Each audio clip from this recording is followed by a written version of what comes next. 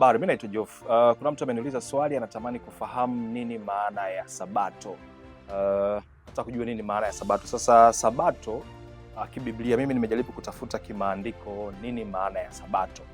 Ukiachana na dini ya Wasabato na watu ambao wanasali Jumamosi, mimi nataka nikupe maana ya neno Sabato.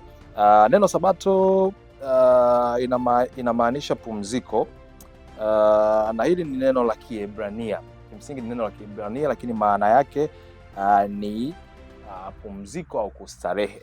Sasa Sabato kama agizo la Mungu ni amri ya 4 katika amri 10, ambapo Mungu aliwaamuru Waisraeli kupumzika siku ya 7 kama kumbukumbu ya uumbaji na ishara ya agano. Kutoka 20, unaweza kusoma katika kitabu cha Kutoka 20 mstari wa 8 mpaka wa 11, lakini pia unaweza kusoma Kutoka 31 kuanzia mstari wa 13 mpaka mstari wa 17. Kwenye agano hilo la kale pia Sabato na uumbaji, Mungu alipumzika siku ya 7 baada ya kuumba ulimwengu. Unaweza kusoma katika kitabu cha Mwanzo sura ya 2 mstari wa 2 na mstari wa 3.